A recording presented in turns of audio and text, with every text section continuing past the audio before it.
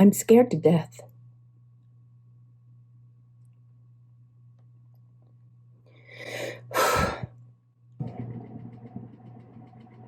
I met this guy, Dudley, at this book party thing. And even though his name was Dudley, we hit it off. He was a hybrid, a location scout, fighter, and he had all these great stories. At first, my interest was professional. I'm a journalist, and I thought I could get a column out of the conversation. I'm always looking for a column. It definitely wasn't romantic because I was engaged. My South American sweetheart, Hernando Ruiz, was away that weekend in Colombia visiting his mother, Agatha. Agatha, and by extension, Hernando, owned half of Colombia. My fantasy, which was totally realizable, was that Hernando and I would settle down in some alternate paradise with servants and lush vegetation. But not this night, because Hernando was away and Dudley was funny as hell.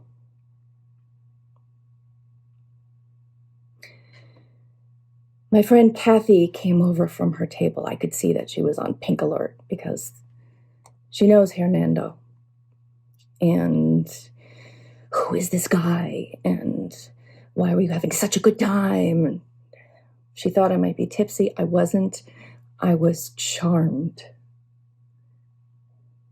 Severely charmed. Dudley did this thing.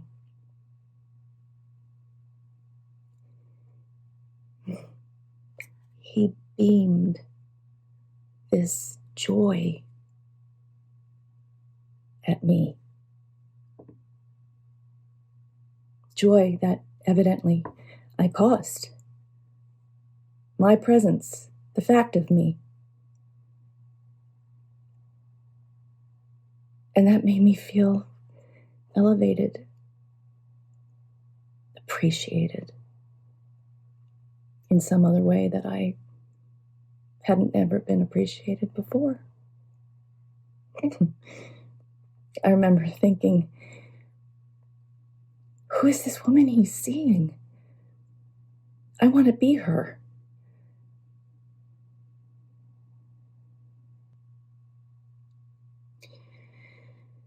Kathy mentioned Hernando. Just bounced off. I told her that I was fine and she could go back to whence she came. She shrugged and departed, and I went back to basking in Dudley's energy. He was Canadian, from Vancouver. He got a green card and transplanted to New York. He wore silver-rimmed glasses, and his eyes were insanely blue. And after a half hour, I wanted to sleep with him immediately and repeatedly. Of course I didn't, because I was basically under contract with Hernando. But when he walked me out to my car, he kissed me. And it felt like a crystal chandelier had fallen on my head. I actually was witless for a moment. I don't think I could have told you what my mother's maiden name was. And then he did this little thing. His hand touched my arm, and I swear to God, it burned me.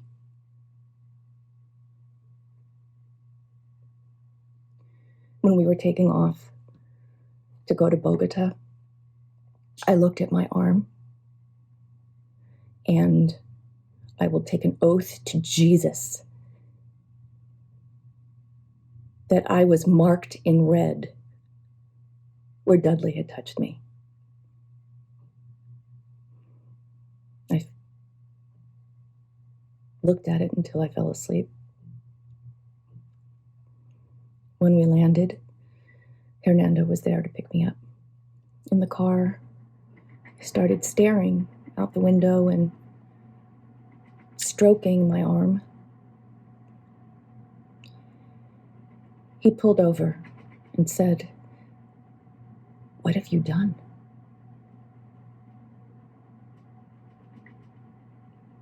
I told him about the kiss and that I couldn't stay. And that was how my engagement ended. It was precipitous. He said his mother, Agatha, had warned him about me. She told him that women like me were a dime a dozen, and he was a fool not to have known it. The first thought that went through my head was, she could have been my mother-in-law. Dodged a bullet. I flew back to New York the next day and called Dudley, trying to sound casual. The following morning, he took me upstate to scout a farmhouse for a film. There was a bed. He found my neck. And in a blaze of light or something, buried himself inside me like a bobsled in an avalanche.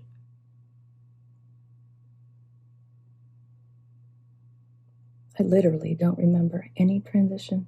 It was like time travel. I was standing.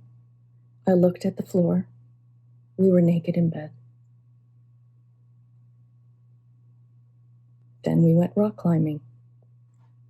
That is not something that I ever thought I would do, but I was emboldened. A different kind of love had found me. And then it was all like that. We were immediately miles down relationship road. We knew each other. It was intense, and it was also a canoe ride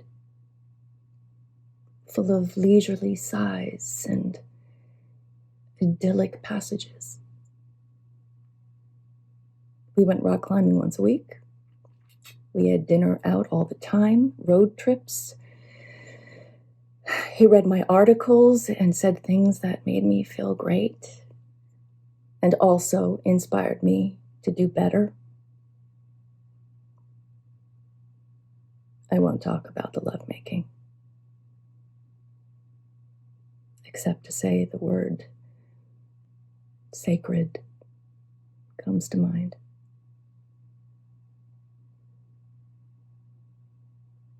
Our conversations were luxurious, funny. They made me feel not alone for the first time in my life. Then Kathy called. Kathy needed to speak to me right away. We had lunch.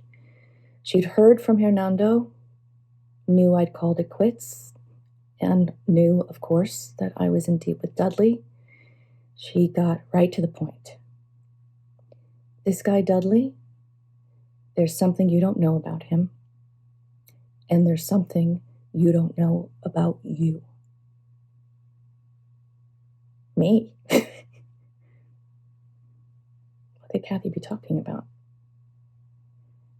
She took out her phone and showed me a picture. It was a picture of me and Dudley having dinner at some restaurant. I wondered who'd taken it. She leaned forward and whispered, "It's not you."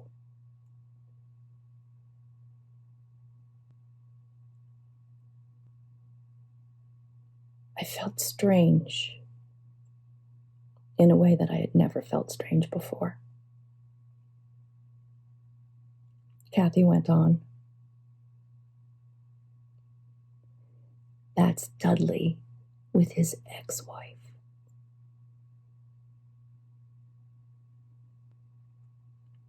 Dudley had been married to a woman who was my identical twin in Canada. Her name was Renee. They had divorced several years before. Dudley had scrubbed his social media, so there was no easy evidence of her existence on there. Of course, if one was looking for the information, it wasn't hard to find. I found it. The woman looked so much like me that I called my mother. My mother looked at the picture and she thought I was joking. She thought it was me. Once I convinced her that this was not some elaborate put on, she said that I had to go to Vancouver for a face-to-face. She even offered to come with me.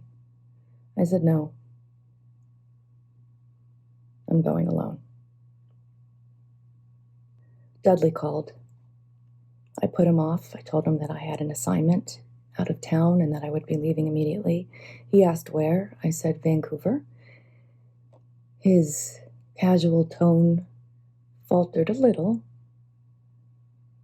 but he kept it cool and let the call end without admitting anything. When I hung up, I was insane. I was a replacement.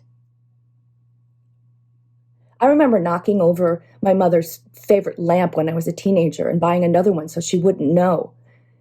It was like that. I was the fucking lamp. Talk about being objectified. Kathy called. I told her what was going on and swore her to secrecy.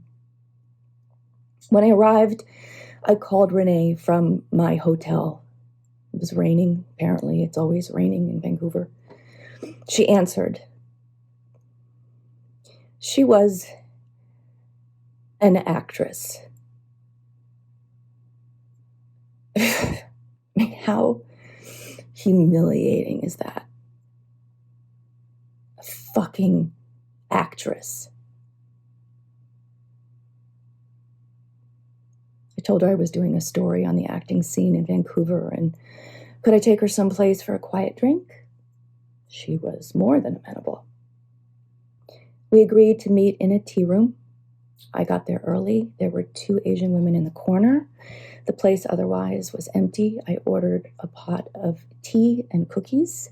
They were served. And then Renee walked in. And her easy smile faded into a quiet chaos. She went through all the stages one would go through if one saw herself across the room. I'd describe her reaction more, but my own observational skills were overcome by my emotions. Who has this experience? Not only was I seeing myself across the room walking toward me, but I was meeting my rival.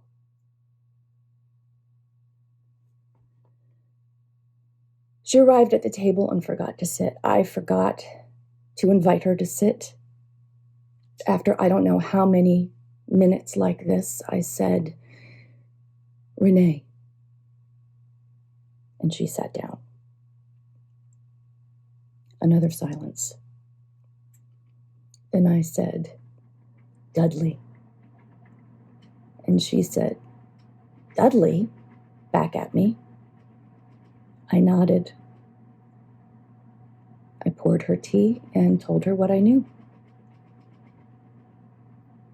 She looked mystified. And then, after a while, she said,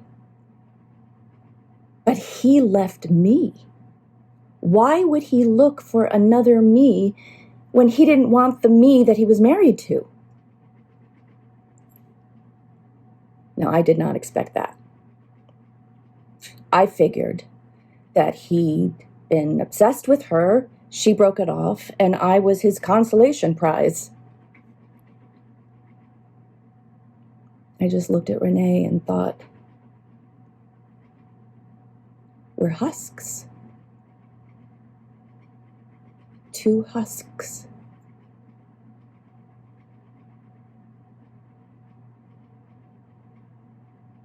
But I couldn't get further with the idea than that. Then I thought about Dudley. Then I thought about Hernando. The reason I thought about Hernando was because he walked in.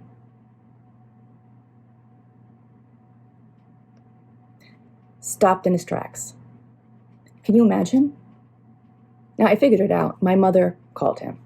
She had always really liked the guy. Or maybe it was Kathy. Either way, I have to be honest, I was really glad to lay eyes on him. I'd been a fool. For a second, I thought about waiting to see if he could tell us apart. But the fact was, the man had been through enough. I said, "It's me, Hernando."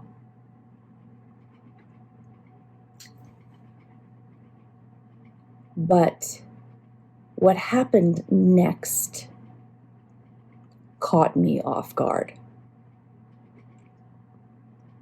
The other me spoke out. "You know Hernando?" Renee said.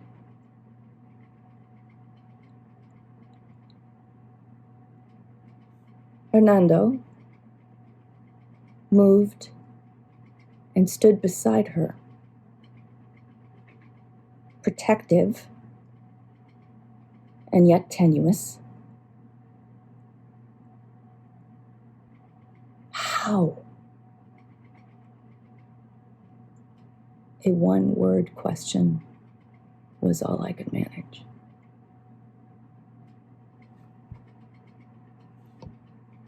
Hernando's mother was behind it. He'd been inconsolable, suicidal. Agatha told him I was nothing, easily replaceable. She hired a facial recognition outfit to find another me. And they had. They found another me. Hernando went to Vancouver right after I left Bogota and sought her out because she was another me. They hit it off. She taught him rock climbing. They went rock climbing!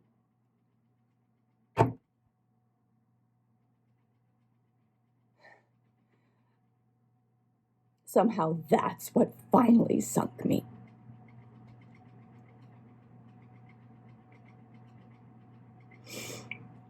Renee and I just looked at each other like 2 spare tires in the trunk of a car going off a cliff. Hernando sat down. We ate cookies. There was nothing else to say. We were like 3 ghosts having a tea party. I live alone now. I don't even trust the mirror. Who the fuck is that in the mirror?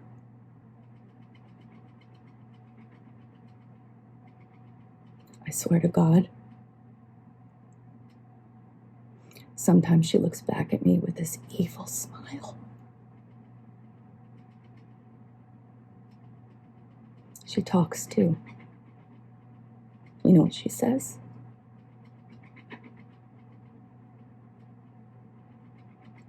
Ditto.